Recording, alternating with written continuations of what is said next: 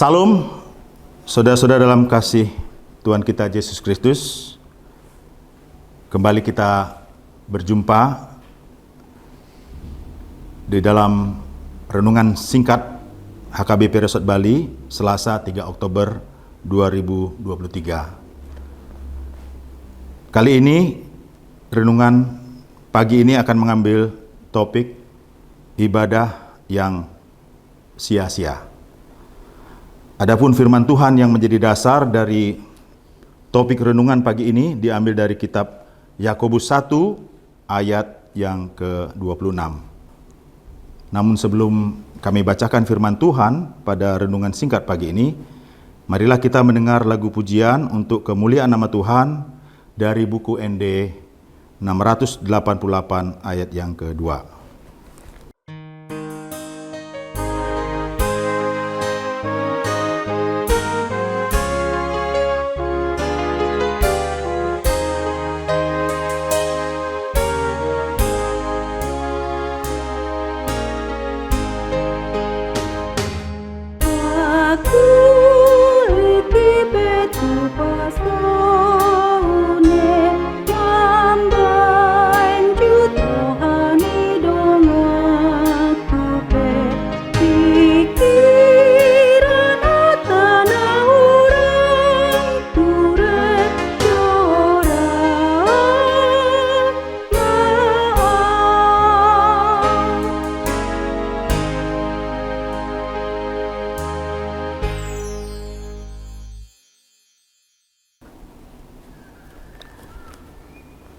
Bapak Ibu dalam kasih Kristus, sebelum pembacaan firman Tuhan pagi ini, marilah kita berdoa terlebih dahulu.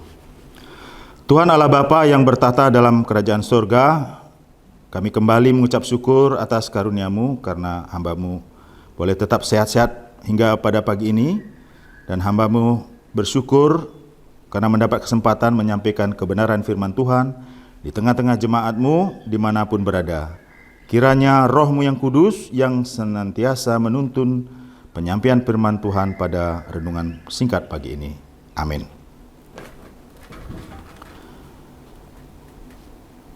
Bapak Ibu Saudara dalam kasih Kristus, firman Tuhan yang menyapa pada renungan pagi ini diambil dari kitab Yakobus 1 ayat ke-26. Demikian firman Tuhan. Jikalau ada seseorang menganggap dirinya beribadah, tetapi tidak mengekang lidahnya, ia menipu dirinya sendiri, maka sia-sialah ibadahnya. Sekali lagi, Amanginang kami bacakan. Jikalau ada seorang menganggap dirinya beribadah, tetapi tidak mengekang lidahnya, ia menipu dirinya sendiri, maka sia-sialah ibadahnya. Demikian firman Tuhan. Bapak Ibu, saudara-saudara dalam kasih Kristus, di era tahun 70-an, ada salah satu penyanyi Indonesia yang terkenal bernama Bob Tutupuli. Kalau tidak salah, seingat saya, beliau sudah almarhum dari kota Ambon. Di mana salah satu lagu yang sangat terkenal pada era tahun 70-an tersebut berjudul Tinggi Gunung Seribu Janji, karangan pencipta lagu terkenal bernama Ismail Marzuki, di mana salah satu lirik lagu tersebut, jika kami tidak salah, diawali dengan lirik, memang lidah tak bertulang, tak terbatas kata-kata. Lalu saya berpikir pencipta lagu tersebut mungkin sudah sangat luar biasa karena tidak sembarangan menempatkan lirik kata lidah di dalam lagu tersebut. Sudah pasti si pencipta lagu mempunyai alasan yang kuat untuk itu. Dan saya mencoba mencari atau menggali lebih jauh informasi tentang lidah. Jadi organ tubuh kita, lidah yang kecil ini, kami coba gali informasi lebih jauh. Ternyata di salah satu sumber bacaan yang kami dapatkan dikatakan bahwa lidah adalah otot terkuat dari tubuh manusia, padahal lidah tidak pernah dilatih. Lalu pertanyaan, mengapa demikian? Karena Sang Pencipta atau Tuhan kita tahu bahwa lidah merupakan salah satu simbol kekuatan manusia. Dan kekuatan tersebut dapat digunakan untuk melakukan suatu kebaikan atau sebaliknya melakukan suatu kejahatan. Istilahnya, jika tubuh kita ini mengalami luka luar yang terjadi pada tubuh manusia, itu dapat sembuh atau dapat disembuhkan dengan mudah. Mungkin kita pergi ke klinik atau rumah sakit atau ke dokter atau ke apotek. Sebaliknya, luka dalam yang ada di tubuh kita itu juga mungkin bisa sembuh, tapi membutuhkan waktu. Nah, yang luar biasanya, apabila hati manusia terluka atau luka di hati, tidak mudah untuk menyembuhkannya. Dan alat yang paling efektif untuk melukai orang lain yaitu cukup dengan lidah. Dan sebaliknya juga, alat yang paling efektif untuk menyembuhkannya juga dengan lidah. Sehingga ada istilah kata-kata bijak berbunyi sebagai berikut. Kata-kata yang diucapkan secara ceroboh dapat menusuk hati orang seperti pedang, bagaikan pedang. Tetapi lidah dari orang yang bijaksana memberikan kesembuhan atau menguatkan orang lain.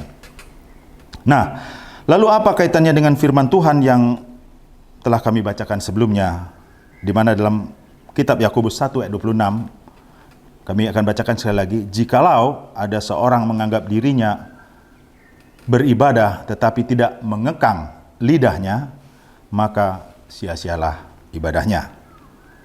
Nah, salah satu kata kunci atau penekanan di dalam ayat firman Tuhan ini adalah mengekang lidah.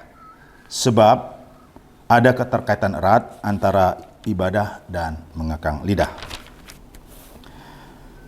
Bapak Ibu Saudara-saudara dalam kasih Kristus, nah, mengapa ibadah bisa menjadi sia-sia ketika ibadah tersebut tidak mempunyai pengaruh atau dampak kepada diri kita? Yaitu ketika bibir atau mulut kita, dalam tanda kutip lidah kita, tidak bertobat. Misalnya saja di rumah kita masih suka marah-marah, maki-maki, suka menghina keluarganya sendiri, masih suka berkata kotor terhadap keluarganya sendiri. Atau contoh, suami berkata kasar terhadap istri. Demikian juga sebaliknya, orang tua berkata kotor kepada anak-anak, sampai-sampai menyakiti hati anak. Demikian juga sebaliknya, anak-anak sendiri pun berkata-kata yang tidak baik atau tidak pantas kepada orang tua, sampai-sampai menyakiti hati orang tuanya. Nah, sudah tentu seluruh karakter seperti ini, sebagai orang yang rajin beribadah tiap minggu, rajin berdoa, mungkin rajin mengikuti partangyangan atau PRT, rajin mengikuti kegiatan-kegiatan pelayanan di gereja, tentu semuanya itu akan menjadi sia-sia ibadahnya. Dan sama sekali tidak mencerminkan hidup sebagai teladan Kristus. Jadi intisari dari firman Tuhan dalam topik renungan singkat pada hari ini adalah bagaimana agar ibadah yang kita lakukan tidak menjadi sia-sia. Oleh sebab itu, orang yang beribadah sudah seharusnya dapat mengekang lidah atau mengontrol setiap perkataan yang akan diucapkannya. Ini bukan berarti membatasi seseorang memuji Tuhan, sebab memuji Tuhan berarti harus mengeluarkan banyak kata. Tapi ini lebih ke arah membatasi perkataan yang tidak berguna. Dan jika tidak mengekang lidah, sebagaimana kita ketahui di awal, bahwa lidah kita ini dapat mengeluarkan kata-kata yang tidak terbatas, maka ibadah menjadi tidak berguna bagi diri sendiri. Karena itu juga itu adalah sebuah bentuk kebohongan terhadap diri sendiri, dan itu adalah sesuatu yang sia-sia. Hal ini berarti juga tidak dianggap oleh Tuhan atau tidak diterima oleh Tuhan. Oleh sebab itu, firman Tuhan yang tertulis di dalam kitab Yakobus ini mengingatkan agar kita tidak banyak mengeluarkan kata-kata yang tidak berguna. Akan tetapi sebagai orang yang beriman, yang rajin beribadah, agar mengeluarkan kata-kata yang dapat memuliakan nama Tuhan. Sehingga ibadah kita ini menjadi tidak sia-sia dan Tuhan mau menerimanya. Amin. Demikian renungan singkat pada pagi ini. Untuk itu kita berdoa. Tuhan Allah Bapa yang bertata dalam kerajaan surga, yang kami kenal dalam nama Tuhan Yesus Kristus, terima kasih Tuhan, hari ini hari yang indah kami mendapat kesempatan untuk menyampaikan firman Tuhan di tengah-tengah jemaat-Mu dimanapun berada.